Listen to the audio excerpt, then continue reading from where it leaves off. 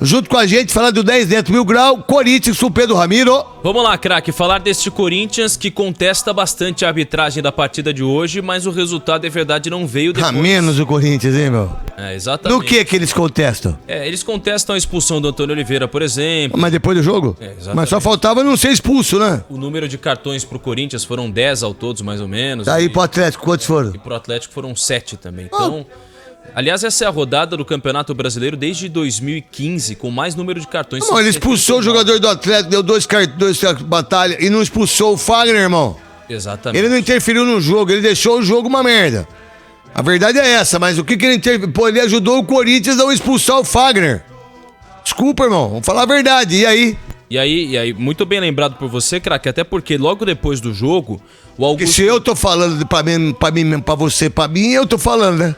É verdade. O Augusto não precisava nem relembrar, né? O Augusto Melo, presidente do Corinthians, depois do jogo, foi cobrar o árbitro. Segundo o Yuri Elino, relatado na súmula, o Augusto Melo disse: você não devia nunca mais pisar aqui. E aí o Rubão também depois foi lá e cobrou o árbitro, dizendo que ele era horroroso, fez alguns xingamentos. Isso foi relatado na súmula. Também foi divulgado o áudio do VAR, mostrando alguns lances que, é bem verdade, foram mais polêmicos. Mas o que o time do Atlético Mineiro tem mais reclamado foi essa chegada do Fagner. Chegada muito forte do Fagner em um ataque do Atlético Mineiro, em que o Fagner acabou levando só o cartão amarelo. Depois, até o Batalha, né, o atleta do Atlético Mineiro, postou como ficou a situação dele, a situação do joelho e tudo mais. Então houve muita... O Zaratio, né? O Zaratio, isso, o argentino Zaratio. Houve uma reclamação muito grande por parte do time do Atlético Mineiro sobre tudo isso. E o Antônio Oliveira foi expulso. Ele só pode reclamar da expulsão do Fagner, mais nada. Sim. E o Antônio Oliveira foi expulso. E falou depois em entrevista coletiva sobre essa expulsão. Vamos acompanhar. Assim, eu já estou aqui desde 2020. Portanto, quem me conhece, eu sou assim.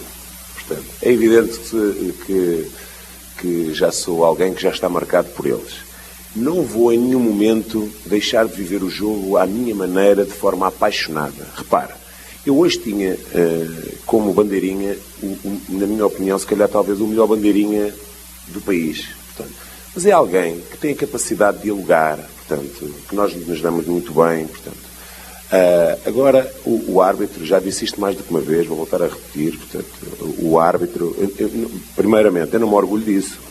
Não me orgulho de estar suspenso, nem levar amarelos, nem levar vermelhos, não me orgulho de nada. Mas tem de haver do outro lado, da mesma forma, por exemplo, eu faço a análise do adversário.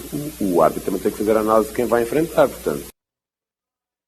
Tá aí, o técnico Antônio Oliveira falando sobre a questão da... Mas deveria repensar, não tem que mudar, assim, mas repensar para não ser tanto expulso, né, o Antônio Oliveira, que ele faz muita falta, que por sinal...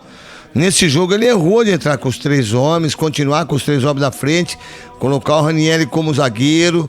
E ele é um treinador que só perdeu um jogo no Corinthians. Ele é muito bom treinador. Mas pode repensar. Hoje eu não posso ser expulso. O cara fez... Não vou ser. Não vou. Até para não ficar marcado, como ele próprio disse, né? Exato. Pra ficar marcado é rapidinho, né? Muita gente reclama até do Fagner e tal, que ele é marcado, mas o Fagner também foi atrás. Fagner não é marcado. Ele é marcado pela imprensa, porque os árbitros pipoca pra ele. Exatamente, verdade.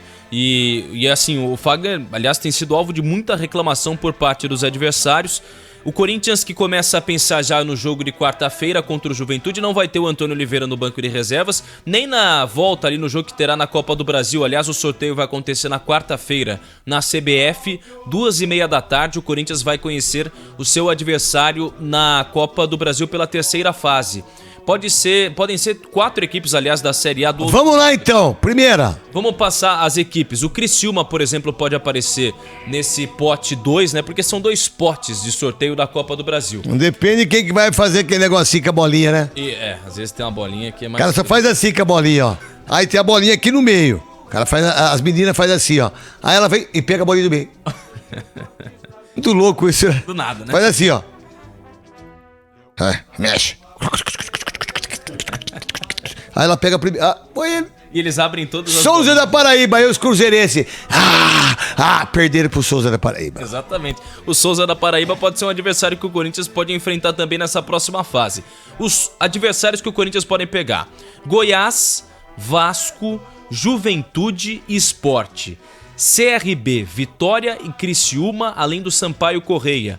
O Operário do Paraná, Botafogo de Ribeirão Preto, Brusque, Ipiranga do Rio Grande do Sul, América de Natal, o Amazonas do Jô, o Águia de Marabá e também o Souza da Paraíba. A primeira fase é disputada entre os dias 1º e 22 de maio. Craque. Vamos lá, mais alguma coisa no Corinthians pra gente vai pro break? Daqui a pouco a gente Vai então, fala. Só fechando os números do... Fecha então. Como você pontuou, apenas uma derrota em 12 jogos. São 7 vitórias e 4 empates. Apenas uma derrota do técnico Antônio Oliveira, que ainda não deve contar com o Palácio. Muita gente questionando, será que o Coronado deveria ser titular nesse... Deveria jogar Cássio, Fagner, Félix Torres, Gustavo Henrique, Hugo, Ranieri, Michael, Rodrigo Garro, Coronado, Romero e Yuri Alberto. 4-4-2. Esse deveria ser Banco. o Wesley do banco. Faz gol ele?